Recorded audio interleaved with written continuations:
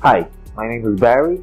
I'm from Tri-State Finance, TSF Auto Sales, and I'm here with you again. What we're trying to do here is we're trying to create some sort of consumer car buying guide. There's absolutely not much information available. It's like a wild west. A lot of vehicles, a lot of companies, but there is no info available for the general public, for the general consumer, on how to approach the process of actually buying a vehicle of your need. There's different scenarios on buying a car, buying a vehicle. One of them, I would call it a chapter 1 in auto buying guide process. It's when you need a car and you have all finances straightened out. You can buy a vehicle of your choice, vehicle of your dreams, simply the vehicle of your need, and you have an ability to buy it outright, simply by cutting a certified check or a personal check that is going to be coming out of your savings, checking, or whatever, your money. That process is simple. This is really a no-brainer. You just need to find an honest dealership to deal with. You just need to be careful on signing a bill of sale. You just need to watch all those little hidden fees that can appear on that bill of sale. But again, you pretty much purchasing the vehicle with your own money. You do not need bank finance, so you eliminated a big chunk of nonsense out of your deal. Let's say you need a vehicle. I would call it a paragraph B in the first chapter.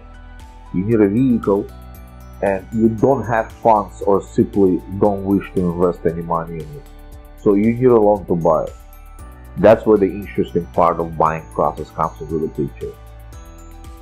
If your credit profile is perfect, your score is out there, your credit is great, it's pretty much also not a brainer to finance that vehicle, because every national bank in the country would love to lend you money with a perfect credit. Here you just need to watch not just a bill of sale, you just need to watch a signed binding contract from a dealer that you purchased that car from. Again, you need to watch out for hidden fees, you need to watch out for something that you didn't buy, you need to watch for something that you was not properly explained of. But again, that's something that can be accomplished in few steps. Paragraph C, so to speak. If you need a vehicle but you don't have enough money to put down, your credit profile is okay, you don't have major issues on your credit profile, but you may be a little bit overextended. That means you probably used most of the credit that's been offered to you by either credit card companies or line of credit, and so to speak. But you do have a substantial down payment to play with. I'm going to sort of go through a list of scenarios, and again, there's much more than I can just mention in a simple either 60 or 90 minute video production, but we're going to be doing that pretty often, so I'll try to share with a general public, general consumer, as much information as I can. There are scenarios where when your credit is okay, let's grade credit profiles in a way where you have a perfect credit, you have okay credit, and you have a poor credit. There's way much more than that, but not to pass out all this unnecessary information, I would grade it in 3 columns: perfect, okay, and poor. Perfect credit is the credit when you have 750 plus score, you have paid autos, you have a bunch of credit cards with a zero balance, you have outstanding mortgage with no late payments or paid off mortgage, you have a history of borrowing money and paying that money in a timely manner that was agreed.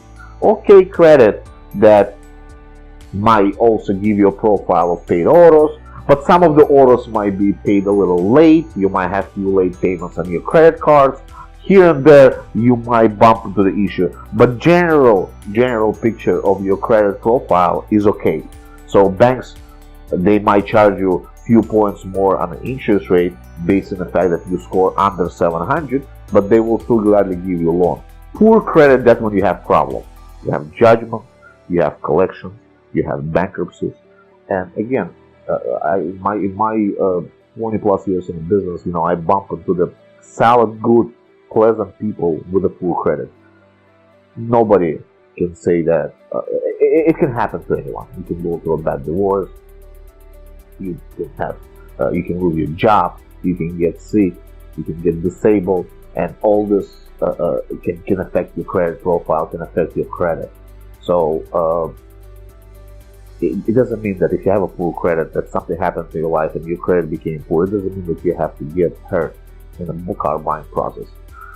I would say that's the hardest scenario with a full credit, is to purchase the vehicle on the right terms, because right terms is the key.